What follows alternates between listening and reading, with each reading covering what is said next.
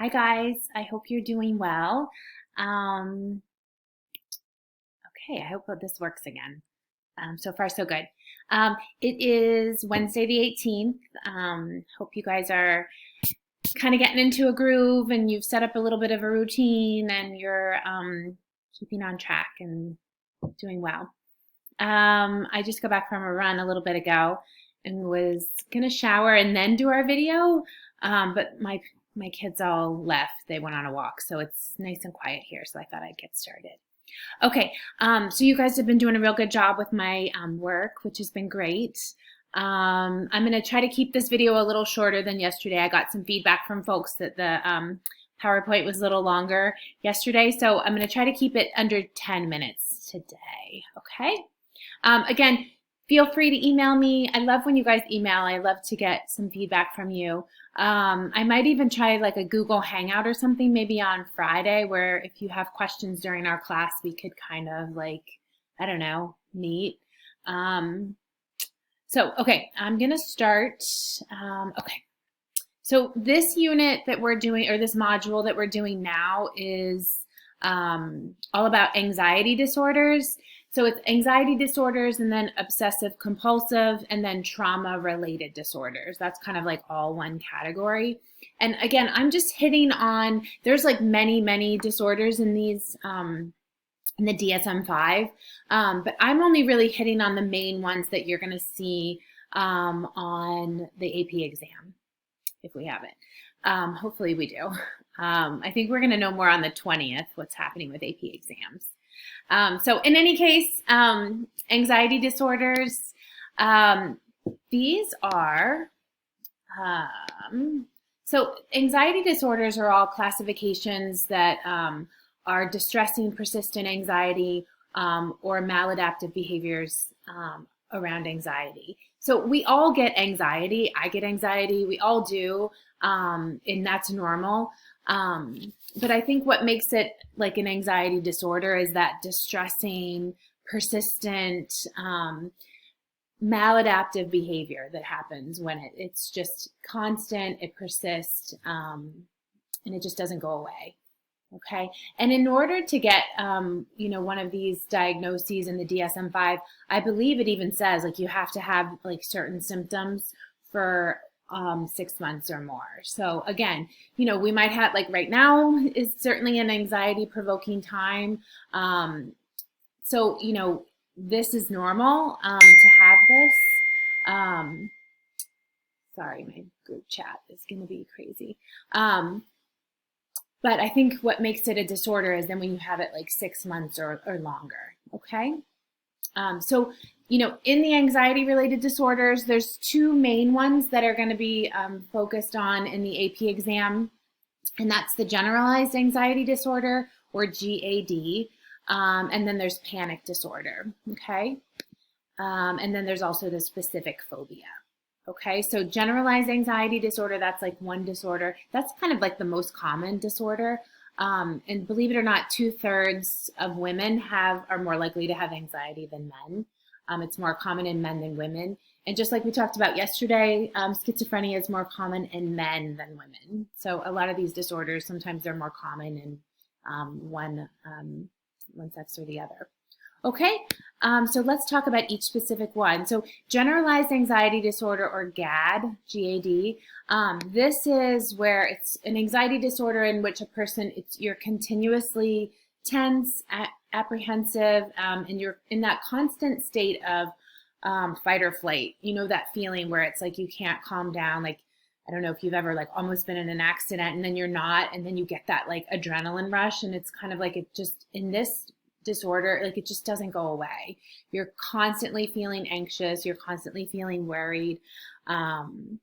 It's jittery, agitated. You might be sleep deprived. And again, I want to kind of reiterate, it's normal to feel worried, but not for like months on end. Okay, so it's normal if you have something coming up, you're feeling a little anxious or worried, like right now it's a little worrisome, but it's not like, going on for months on end for that disorder.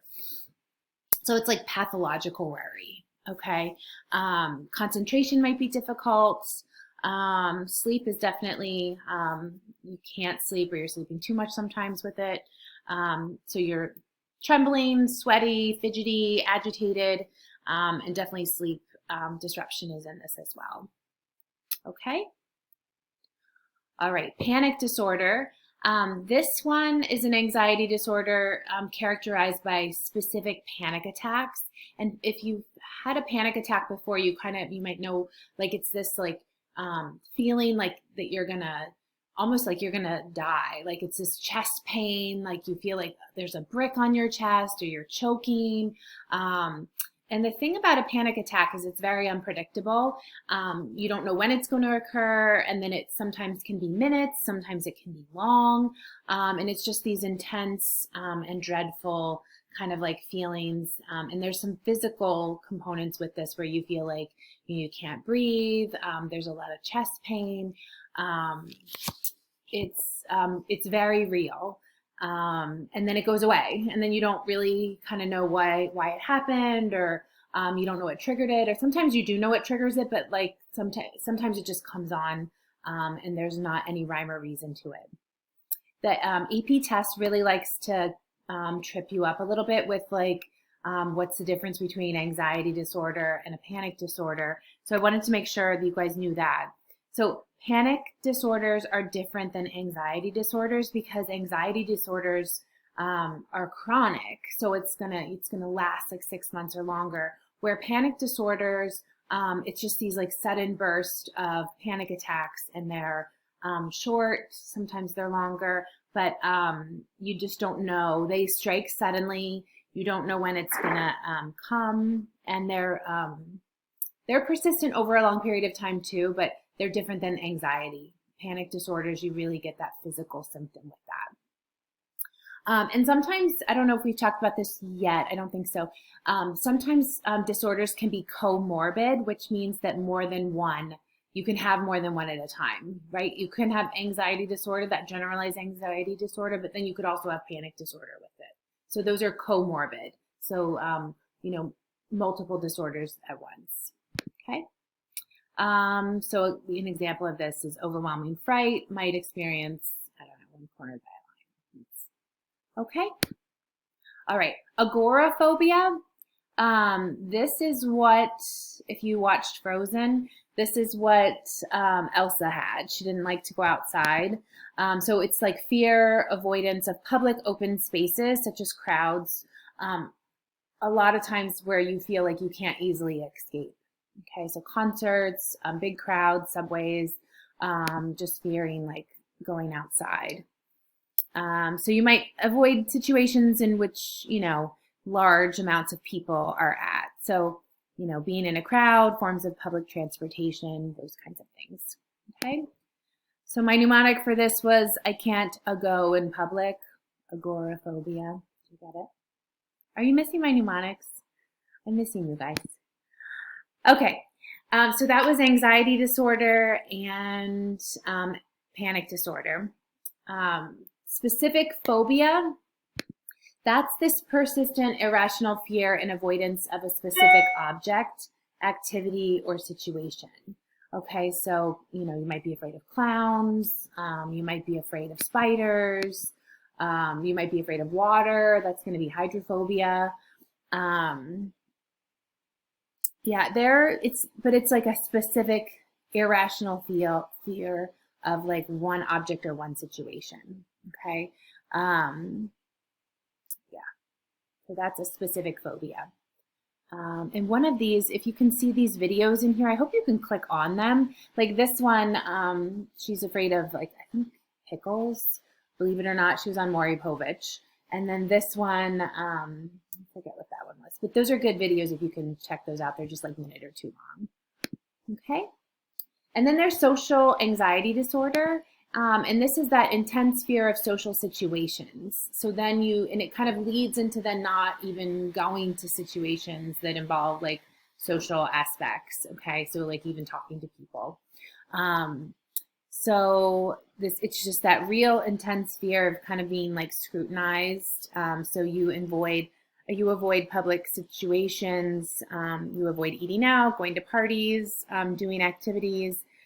So much so that if you do go to them, sometimes you sweat or you have trembling or you really fear to be in those social settings.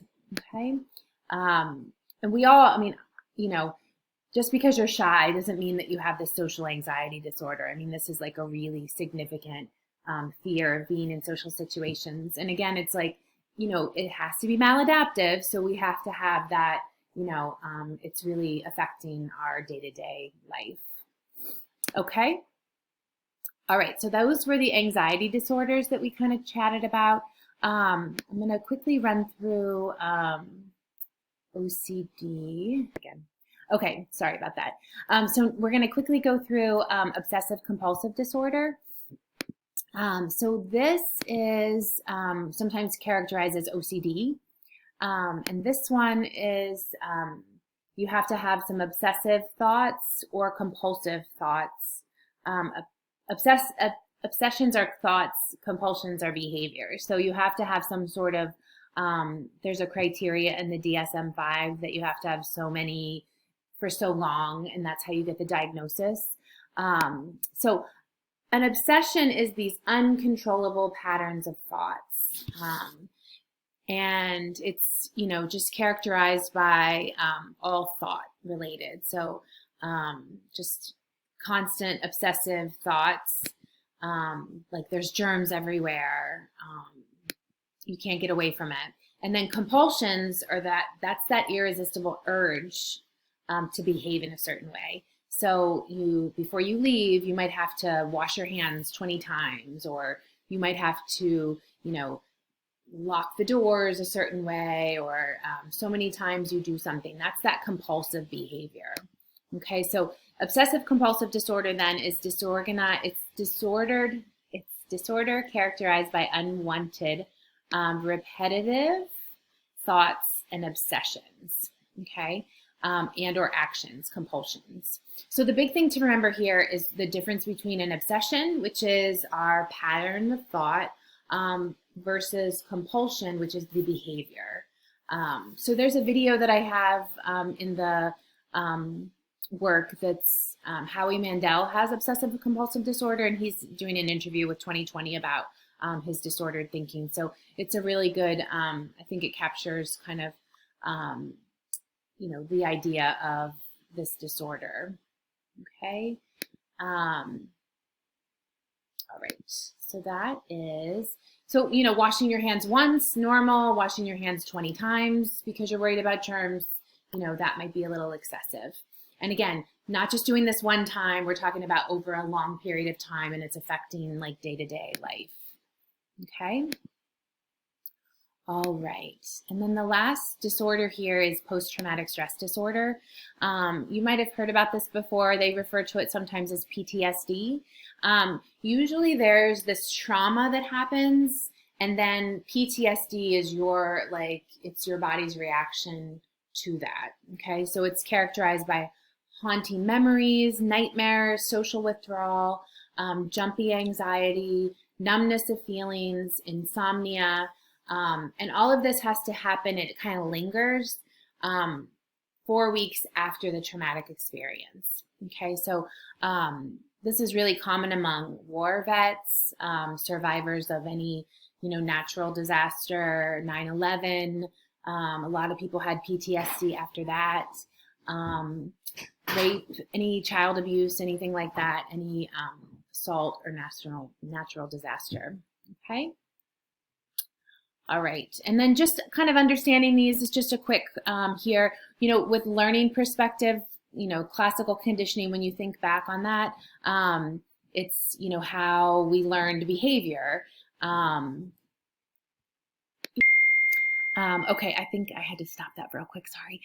So with understanding anxiety disorders and OCD and PTSD, there's like the learning perspective on that. So just classical conditioning, we remember with baby Albert, and then remember, he was at first, scared of the white, the rat, and then it was like all fuzzy white things. So in terms of anxiety, if you fear dogs, then you might fear all animals. And the same with like operant conditioning down here. You know, if you're anxious about a situation and then you decide to leave it, and then that's reinforcing that behavior, right? So then you might not go to those situations, and then it becomes, you know, where you're not going to day-to-day things, and that's where that maladaptive stuff comes in. The same with like observational learning. If you see someone else avoiding something and then you might avoid it, and then that's, you know, you kind of keep doing that behavior. Okay.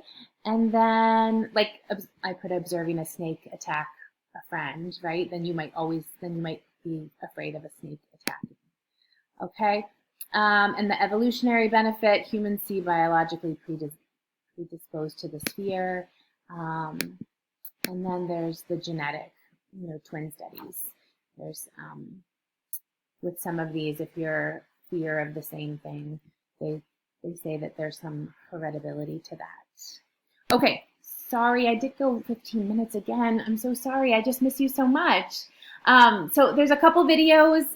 There's a crash course. There's the Howie Mandel. And then on Netflix, there's that Behavior Explained, kind of Mind Explained.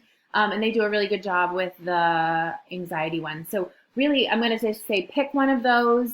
In Schoology, you're just going to write a couple sentences, tell me what you watched and what you thought about it. And again, there's 8 questions on AP Classroom. None of them are, you know, that you have to use the lockdown for. Okay? Okay, so sorry I went a little longer, but I hope you guys are well. And again, don't hesitate to reach out with questions. Take care.